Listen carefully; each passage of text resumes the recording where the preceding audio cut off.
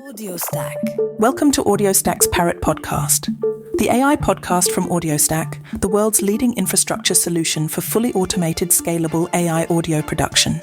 I am Katharina Zeschke, an independent audio expert and consultant for audio marketing and new audio, and as well the author of the AudioStack white paper, AI in the Audio Industry. And that's exactly what this podcast is all about. We provide in-depth information about the use of artificial intelligence in the audio industry.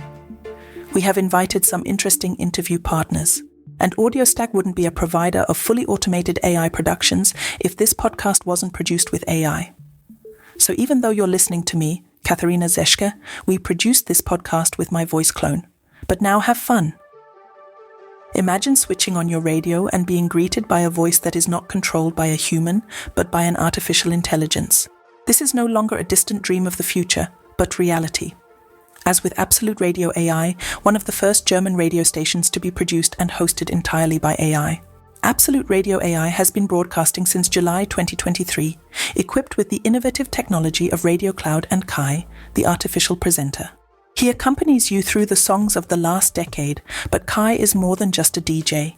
He is a teacher who introduces you to the world of AI, explains how it works, where it is used, and where its limits are. But what exactly does this look like in real life? Well, at Radio GPT, supported by the media company Audiotainment Südwest, it is clear that AI can be used for more than just individual aspects of everyday radio work. Here, AI replaces or supports the presenters in the daily production of audio content. The software draws from a sea of over 250,000 information sources, filters what is currently trending, and then creates a script that not only lands on the airwaves, but is also transformed into high-quality audio sequences.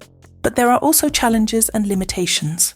This is because AI contributions tend to present everything in a positive light, which of course doesn't work with serious news.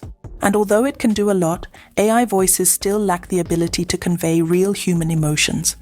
That's why it's so important that everything spoken by Big Layla and her AI colleagues is checked by human editors before it goes on air. We have to be realistic. An AI will never be able to touch you the way a human does. So the aim is not to replace humans, but rather to support them and combat the shortage of skilled labor. And while some pioneers have already introduced AI-driven radio stations, it is more likely that most stations will see AI as a helpful tool rather than a replacement for human creativity. Today we invited Christian Brenner from RadioCloud as our expert guest. RadioCloud is the broadcast industry's first 100% cloud-native platform for automation, content management, and production. With a low hardware footprint and the ability to broadcast from anywhere, RadioCloud enables broadcasters to dramatically increase their efficiency. It seamlessly combines network content with local programs without compromising quality or consistency. This platform is aimed at operators of one or more radio stations. Christian is CEO and founder of RadioCloud and has already provided us with important insights for our white paper. The fifth fully automated AI program has been on air since the turn of the year. Today we talk about the beginnings of the development, using the example of Absolute AI, and take a look into the future of AI in radio. Christian, I'm delighted that you're here today. Please tell me how you came up with the idea of developing an AI radio. That was about a year ago. Alex Nowotny, our CFO, said it was a super exciting topic. What can we do with it for radio? In extreme cases, you might even be able to have texts written. We have a show prep module that allows us to extract something for a group from the playlist or from all the social media content at the touch of a button. We've been doing this for a few years now. There's no AI in it, but I think if you take the texts and maybe you can summarize something that helps the presenter to write their presentation. Surprisingly, if you tell him to be like a radio presenter, the presentation is almost finished. And so it developed that I said, well, maybe you can even finish writing the presentation and the presenter just has to adapt it. Parallel text to speech. The models weren't that good back then, but we had already done a lot of tests for BR with models text to speech. And it was always the case that we said, that's quite nice. It's getting better and better, but it doesn't sound like a person yet. And at some point we said we could actually make a whole radio station with it. So it developed bit by bit. And then I said, about a month after ChatGPT 3.5 started, I said, let's just sit 3 people down and they'll first create a profile concept for us internally because ChatGPT 3.5 has a lot of weaknesses. So if the prompts get too long and complicated, he just leaves things out. And then there was the first test with ChatGPT 4, which you couldn't do with the AI, but where you had to copy the text in by hand using the web overlays. And then came the idea. So now we have a specific customer. We have a product that is 80% finished. Let's finish it. And that was somehow the 7th of July. Well, it wasn't even clear what it would cost. So it was a win-win situation. And it was also a win-win situation in terms of communication over the next few weeks. So it went really well for all of us. There is now a GPT 3.5 product. What can you do with it? Given that your main business is providing a platform for automation, content management and production in the broadcast industry, it was almost obvious that you would develop an AI channel. Wasn't it? That was obvious. And I mean, there are still 12 companies that only do presentations that don't have a playout. Futury, for example. Futury Media has developed a product in the USA that creates voice checks, but they have no automation, which means that they now do it with a relatively complicated scripting language. And a company that can do both and integrate them completely has a clear advantage. And now everyone wants to start an AI channel. Does that make sense? We've had hundreds of demos and have so many contacts with new customers about AI, but it's not that all AI stations want to start, but everyone says it's super interesting. For example, a Finnish national FM station wants to do their afternoon show with AI. But to launch more AI stations now, just because you want to launch an AI station, that's no longer interesting on the German market, for example, because there are already 2. There's no point in launching a third AI channel now. What do you think? Why is that? So launching an AI channel that only says AI, that says I'm the AI channel, that's somehow out of the air. We realized that, as I said, this is no longer the first AI channel. It has simply already been launched. From your point of view, where is there still room for the use of AI in radio? There are exciting ideas where the AI can do things that a human simply can't do because it would be far too expensive. We also have mixed variants where we do the normal presenter in the program and one presenter per hour is his clone. But that's also interesting. That's the status quo in 2023. But that's not a perfect person. That's no good. Yes, where does the product need to improve? Considering that something like this was unthinkable a year ago, I think it's sensational. But this is a 95% real product. As I said, it's damn close. We let Absolute Radio run completely on its own. So nothing is corrected and there is the occasional mistake. For example, sometimes something is mispronounced. I think one of the main problems with the errors is the language change. Not all models can do this correctly yet. But it's important. I like to have the news read to me when I go to sleep or something. It often happens that you confuse German and English. So that's definitely still a problem, and there's actually rarely a bit of strange wording from GPT-4.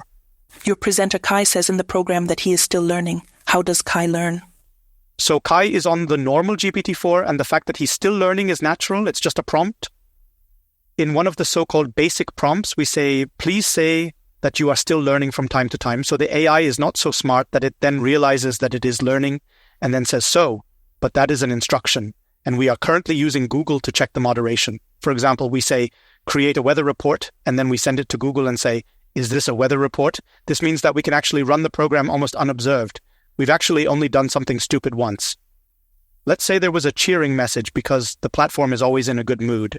If the messages are flagged up as politics, they're all sorted out. Then, of course, Schultz with the eye patch won't be there anymore because that's politics too. But we certainly won't be hearing that the AfD is such a great party either, because that's the problem, of course. We want the party to sell everything as positively as possible. And that's why, and there's still a long way to go as a radio presenter, you're not allowed to sell serious news in a positive way, so we're simply never allowed to give him news about the war in Ukraine or anything like that, because he would sell it in a positive way, and the next step is that he realizes that it's not positive, it's not funny, and then also takes a different tone and doesn't make it funny. As humans, we actually make it relatively easy for ourselves by saying, it's all weather, even if it's raining. Does he do anything funny about the weather? That's relatively easy, of course, if I just let him say things like that. Will AI moderation then be used more frequently? As things get a little better, I'm sure that the wards will gradually make more use of it. As I said, as a sickness cover, as a weekend assignment, this customer in Finland is really interesting because it's the biggest station there that can be received nationally, and they want to do it on weekday afternoons. We also have a Greek project, an Italian project, and there are languages, German and Finnish, that work relatively well. I mean, you almost don't recognize that Kai is artificial anymore unless he makes a mistake. Kai now speaks 10 different languages. But the interesting thing is that Italian and Greek, for example, don't sound so good because people say that it's a language that goes up and down a lot more in tone. The language models are still nice, so for the news, but it's really a boring engine. Kai is a clone voice. How do you think the cloned voice differs from the synthetic voice? A good cloned voice is better than the best synthetic voice. Cloned voices simply work better. Maybe that will change, but I can't say why. You can't say that every voice can be cloned well either. We have voices that we have cloned. They don't sound good. One presenter who sounds very good had his voice cloned and we were all disappointed. Other voices sound very good. So in the future, more radio shows will be replaced by AI because it saves costs and resources? Or what are the reasons for the radio stations? The AI does a very good job for an entertainment radio station. The only thing we have in our program is music. The moment I say I want to have a cultural program and so on, then of course it becomes much more complicated. Most private broadcasters don't want that at all. They actually want to talk about music and the weather in a good mood. That's the easiest exercise. The AI already does that relatively well. Christian, thank you so much for the exciting insights. Hope to see you again soon. Listen to the next episode. If you have any questions or suggestions, drop us a line at audiostack.ai or leave a comment.